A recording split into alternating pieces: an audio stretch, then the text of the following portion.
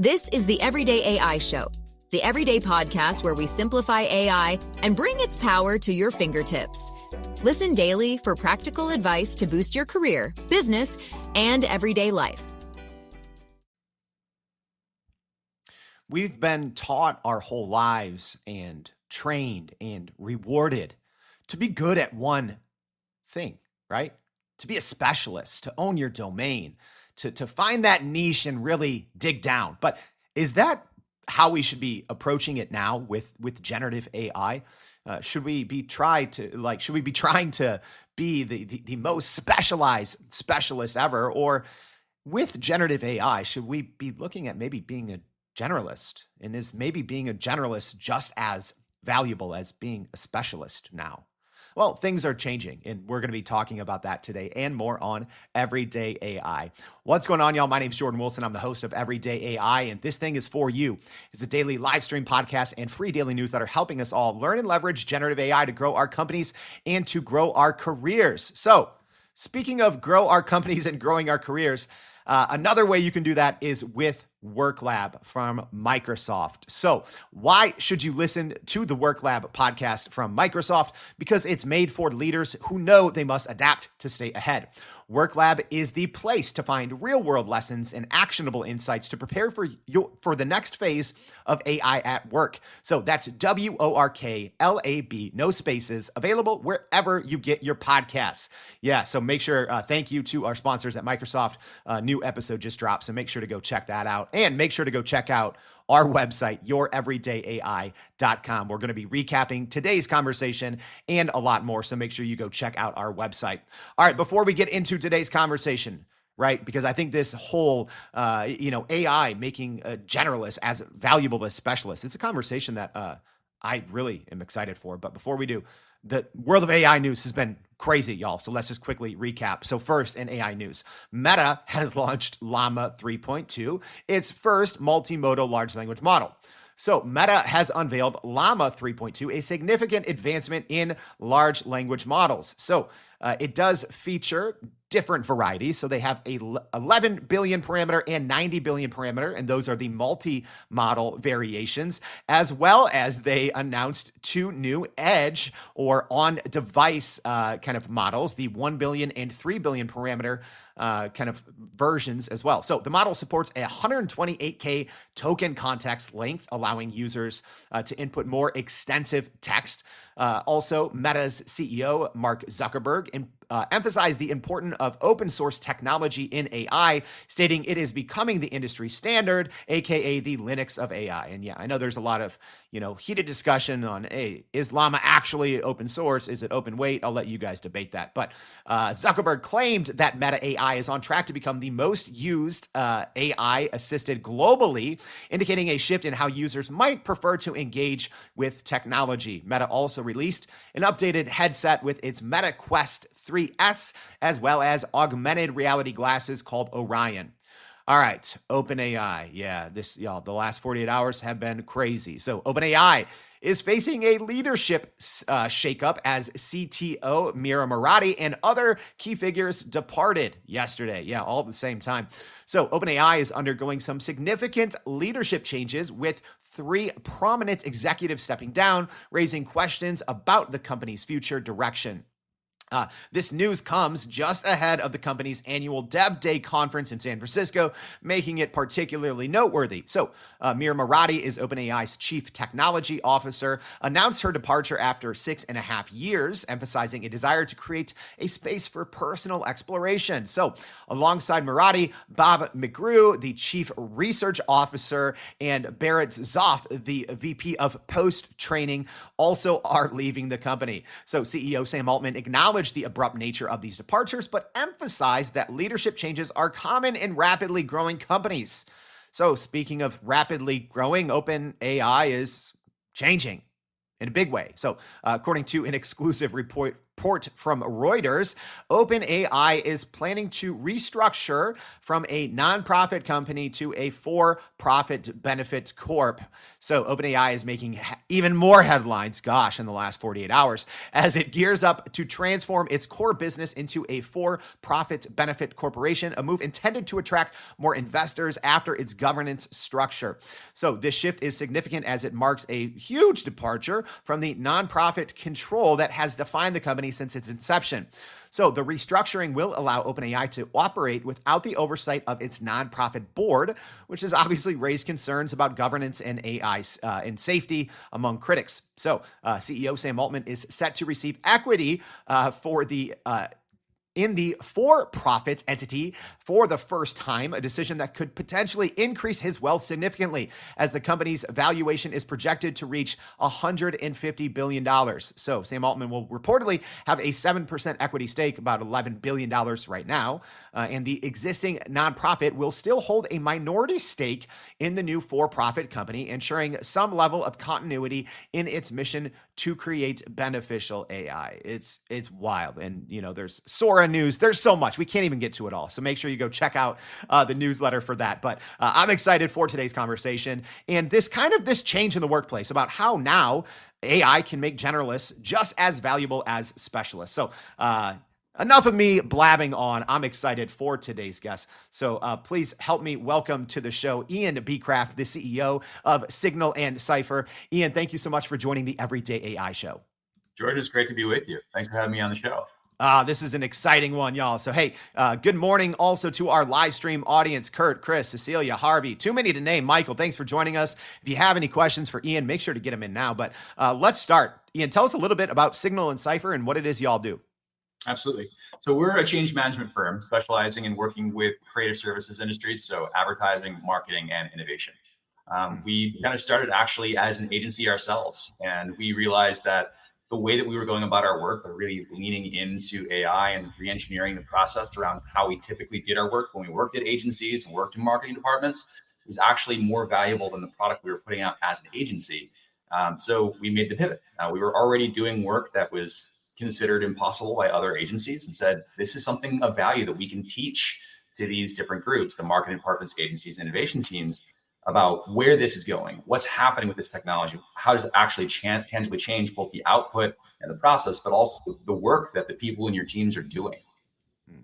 And I do want to, later in today's show, I want to double down on this change management piece because I think it's huge. But I want to get to kind of how I started off the top of the show. So, I think that for many, many decades, right, we've all kind of been trained or we've learned to be very, very good at one specific thing. Is that not how the world is going to work in the future? Is the business world going to maybe devalue specialists a little bit and maybe value generalists a little bit more? Well, it's certainly changing. And one of the things that AI does, essentially, it abstracts the years of discipline, expertise, and exposure needed to perform proficiently at something. Now, notice I didn't say at an elite level. So I'm not walking in and replacing the best in the game or the people at the top of a department, but I am starting to even the playing field. And oftentimes, especially in smaller teams and startups, and even sometimes in enterprise, good enough is good enough. And being able to expand skill sets into spaces people didn't have the ability to operate in before helps create progress within a team. And that's one of the things that's shifting this dynamic between experts and specialists. And the typical debate now is, well, I know more about this thing and you can't replace that skill and that's necessary. And there's truth to that. But at the same time, one of the challenges people aren't looking at is when we're waiting on expertise, and expertise is the bottleneck, then we get into spaces of alignment and approval and waiting on those types of things before work can progress. So it's not about the speed or skill or the output of an individual person or team. It's about all those other artifacts of corporate life that come from having to wait on scarce resources and on talent to make progress. And we talk about specialists versus generalists. We can get into it, but there's this symbiotic, circular ecosystem that's built off the two of them that also makes specialists capable of being more generalist in nature as well. So it doesn't actually set up this dichotomy of one versus the other. They actually need each other. But what it does is it does elevate the generalists so they are on the same playing field.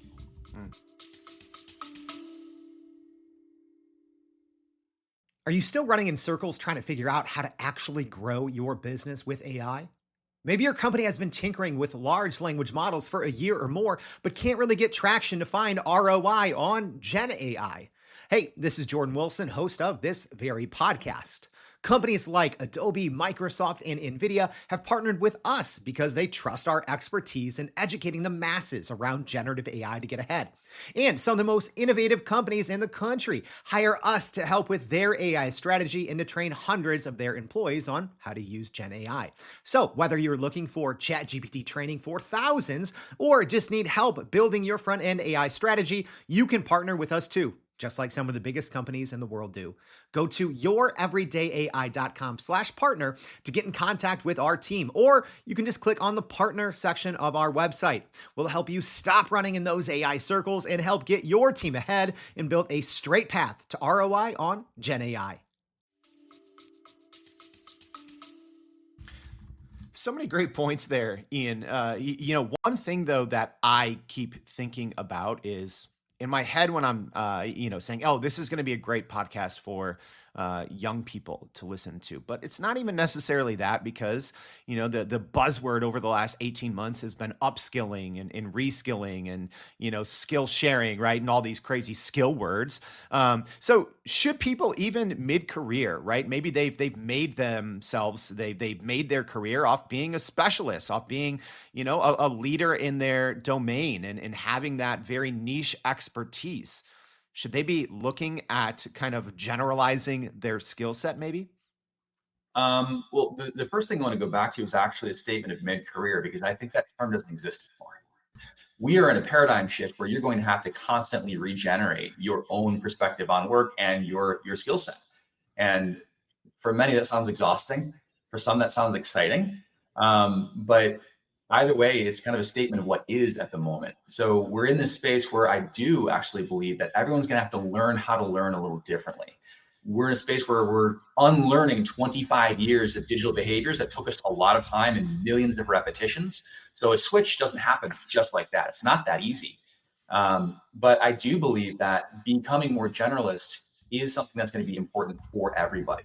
And I'm not saying that expertise goes away or that you should say, your expertise is worthless now. It's actually not. It can be incredibly important. But by developing a more generalist skill set, you have the ability to understand how your expertise affects more roles, functions, and outputs. And that actually gives you a higher landscape or survey of the landscape of which you're going to impact. And that makes you even more valuable. So I'm going to put the devil's advocate hat on here, Ian.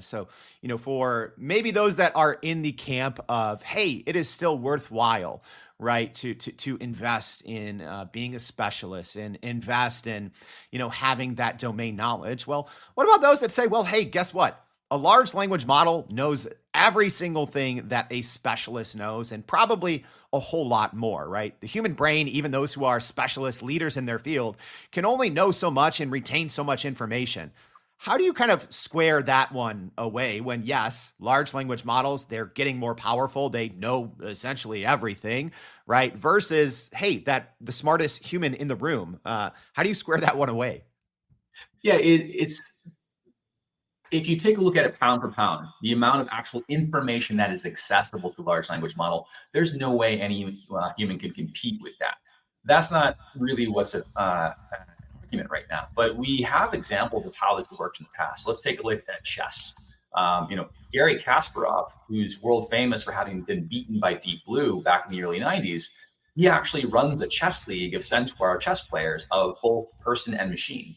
These are the quintessential definitions of the greatest experts in the world on a subject, saying that the game is going to be more interesting and more nuanced if we're playing together, not us versus them. It's not we're all replaced, we're all going, I'm out, that the game is done. It's, this is a new way, a new paradigm of thinking about person plus machine. And I don't think it has to be an either or. I think a lot of people are opting into this false dichotomy of it has to be one or the other. And it really doesn't, because we're going to get to a point where right now we're at a blip in time that is kind of the beginning of the rest of the history of the earth. And it's going to continue to move exponentially. This will look so quaint in even 5 years. So I think that there's this still struggle, and I even find myself going through this a lot when we think about manual knowledge work, right? And that's something as a specialist, right? Specialists have hung their hat on that for many decades, right? Being able to sit down and to analyze information, to distill, and synthesize important pieces out of that information, and then to create something new out of it.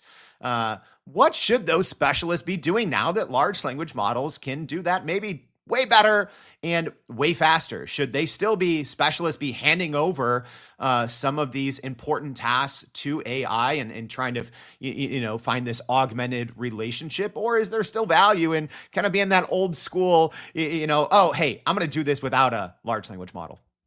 Yeah, I think there's value to both. I think everyone needs to be engaging with the tools because it's kind of like saying, I'm going to stick with my leather notebook. You kids can go play with your computers. And then 40 years later, what happens? But I don't think that we're devaluing the expertise of specialists. We actually need specialists to help create and monitor what's happening with these models as we're doing more specialized work, because the models aren't perfect. You see garbage in, garbage out. If you don't know how to problem solve, you're not going to get good outputs. It's also a very jagged frontier as far as what models are good at. So it might do something very, very well. And then you take this thing that is analogous, almost exactly the same as that previous task, and the model just completely falls apart and can't do that.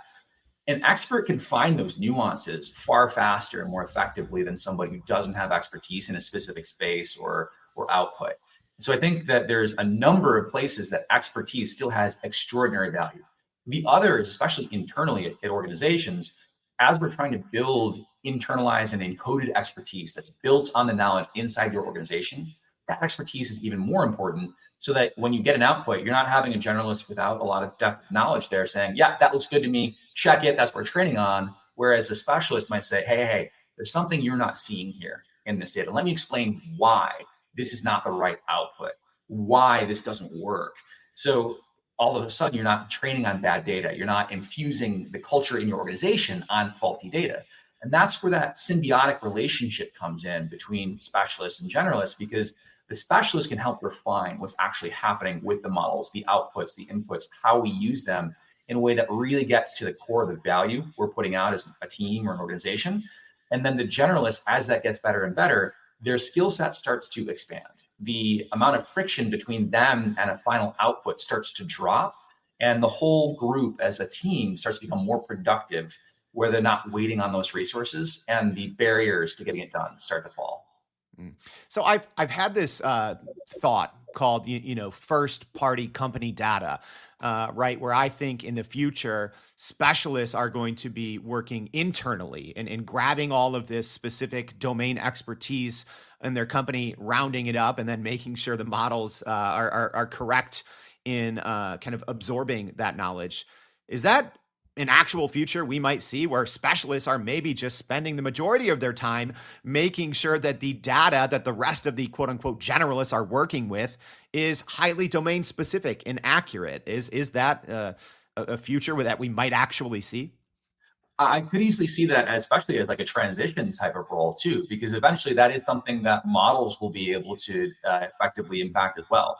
Especially as we're starting to see this relationship between multi-model outputs, not just multimodal, but like using models as antagonists to each other, models that are checkers and governors of other models and supervisors. A lot of the conversation right now is about single model outputs, inputs and outputs from things like ChatGPT and Copilot. But where we're going, and everyone's starting to talk about multi-agentic. Agentic's great, but what about multi-model agentic and orchestration across all these different types of things?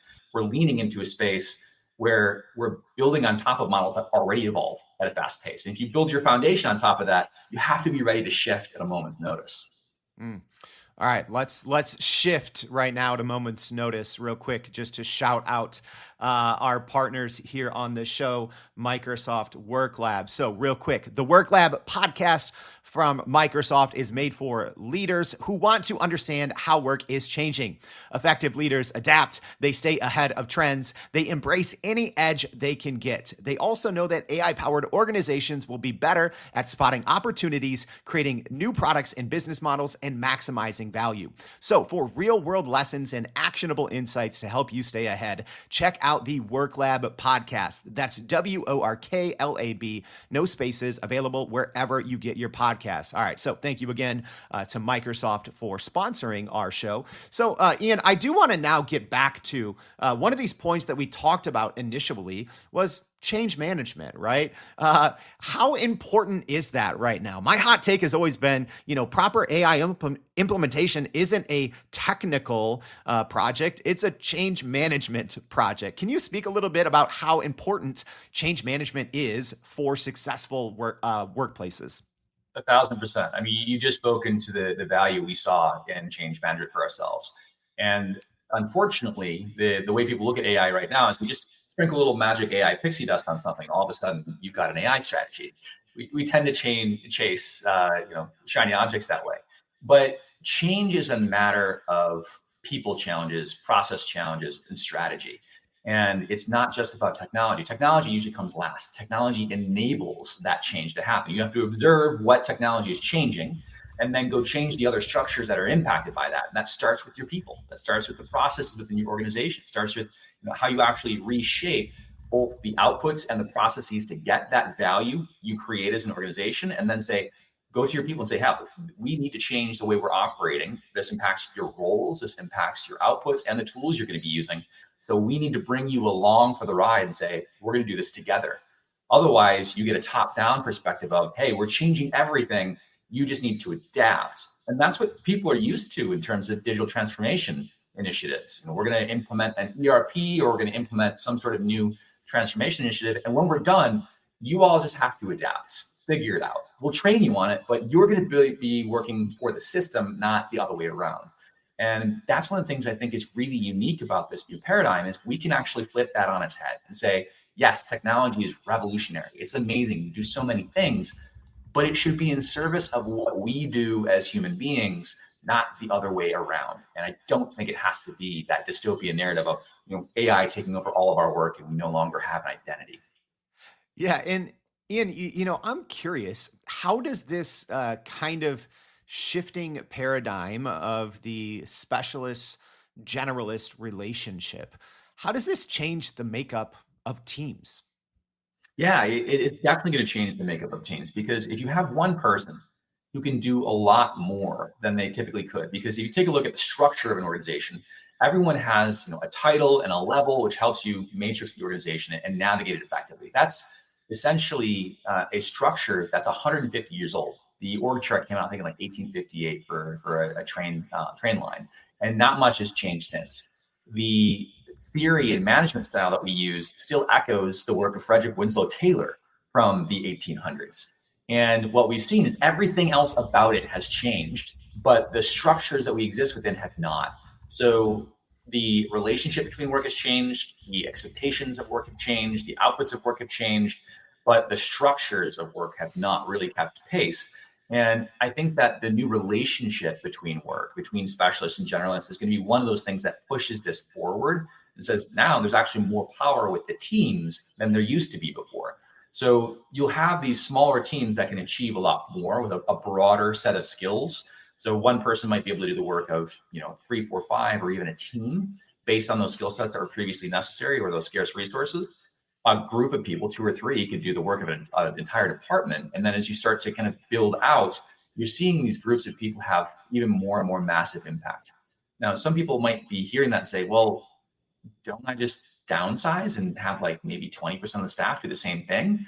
Well, the argument I would make to that is we actually have reference to this. We go back to the first industrial revolution. We talk about how we looked at the construction industry. We actually replaced physical labor with mechanical labor. And a lot of the people who were shoveling dirt to make way for foundations looked at these steam shovels and said, okay, you have the strength of 10,000 men in that machine. My career is over. And if that's all you looked at, then that's a straight line between those conclusions. We're looking at AI the exact same way. And I think we can all tell that the construction industry didn't just create all the stuff that was already on contract and say, oh, we're done. We built everything. There's no more work to be had. We continued to innovate. We looked at how things were changing. We built new infrastructure and economies around that as a result. And that's how things have become what they are. So I think we're kind of at that inflection point right now where a lot's going to change very quickly. But the specialist and generalist relationship, I think, is going to be one of the first paradigms people encounter themselves that gives them a taste of where that's going. I think, Ian, you said something that's very pivotal to focus on there, about specialists and maybe everyone saying, well, where can my skills be valued? How should we even be looking at that? That's something that I even, think about myself all the time is where can my current skills be valued in the future, and how can we all be building, maybe more future-proof skills when skills and knowledge are seemingly starting to become kind of commoditized. So how can we be looking toward the near future and where we should be spending our time to be skill building? Absolutely. So it's actually kind of counterintuitive. And it's about giving your skills away to those who don't have them.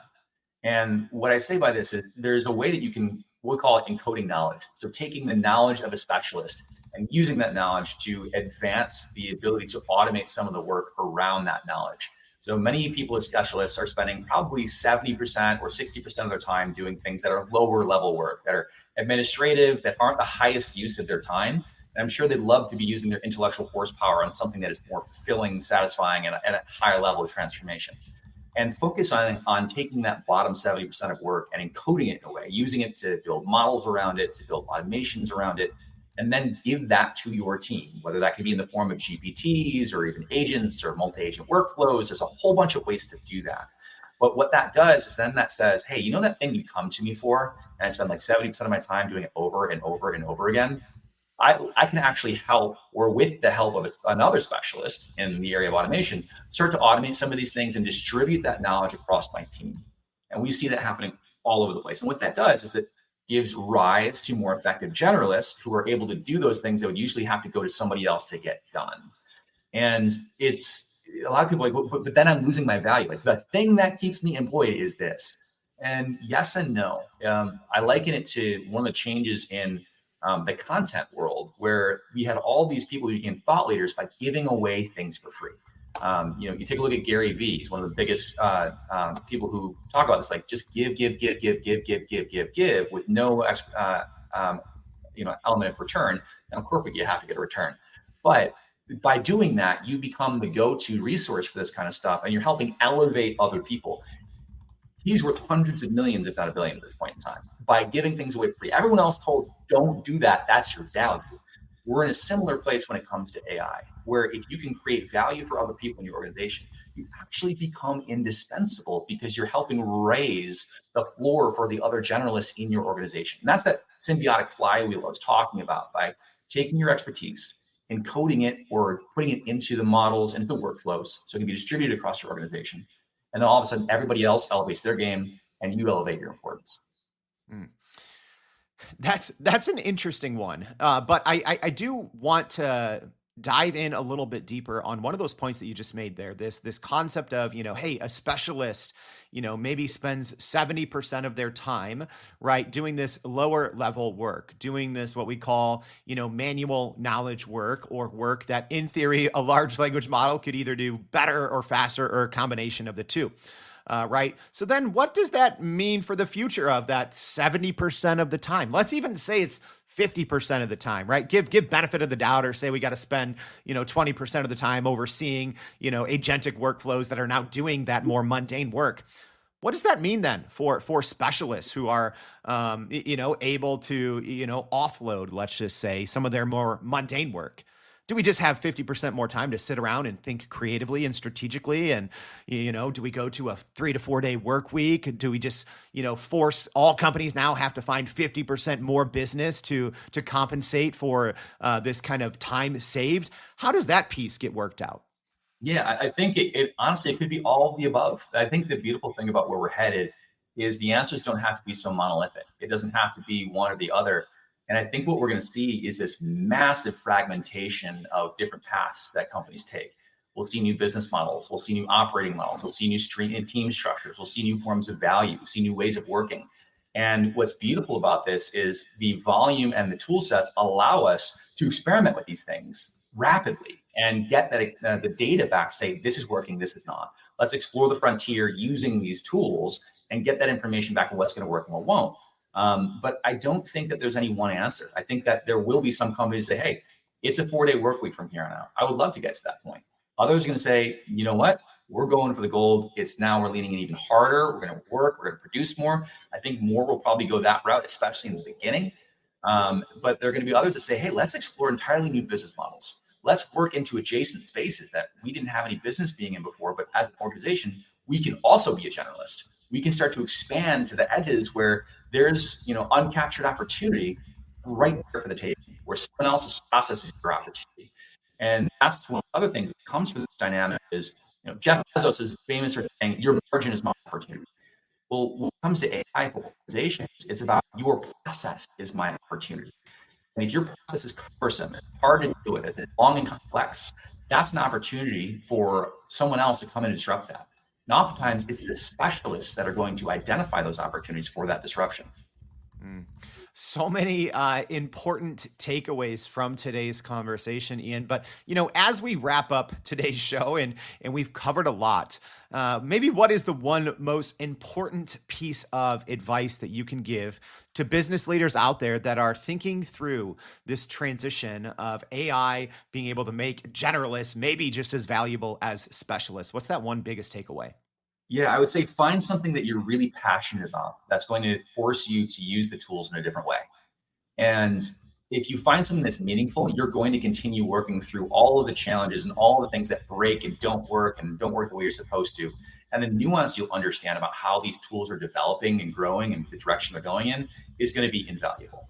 That's one of the biggest challenges for adoption of these tool sets is people don't have something that's meaningful to work towards. So the second they get to any friction or any stopping point, they say, it doesn't work the way I want it to, I'm done. And adoption starts to plummet within your organizations. So do that for yourself, but also try and find and help people in your organization find those things that they're passionate about, whether it's personal or professional. And you'll see adoption start to rise. You'll see people start to push through those challenges of where the models and the interfaces aren't really great yet to get to some sort of solution. And then all of a sudden, that internal knowledge of how this stuff is evolving becomes so much more robust. Ian, so many great points that you bring up that I think are really going to help us think of our time at work, what it means to be a great employee, what it means to work on meaningful work. I think today's discussion was an extremely important one. So thank you so much for your time and for joining the Everyday AI Show. We very much appreciate it. Jordan, it was awesome to be here. Thanks again. All right. Hey, there was a lot in today's episode, y'all. I appreciate you guys tuning in. And I'd also appreciate it if you haven't already, please go to youreverydayai.com, sign up for the free daily newsletter. Yeah, there was more news than we can even get to. And Ian just dropped so many valuable insights as we kind of mull over this transition from, specialist to generalist. It's an ongoing process. So make sure you go check that out and make sure you check us out tomorrow and every day for more Everyday AI. Thanks, y'all. And that's a wrap for today's edition of Everyday AI. Thanks for joining us. If you enjoyed this episode, please subscribe and leave us a rating. It helps keep us going. For a little more AI magic, visit youreverydayai.com and sign up to our daily newsletter so you don't get left behind. Go break some barriers, and we'll see you next time.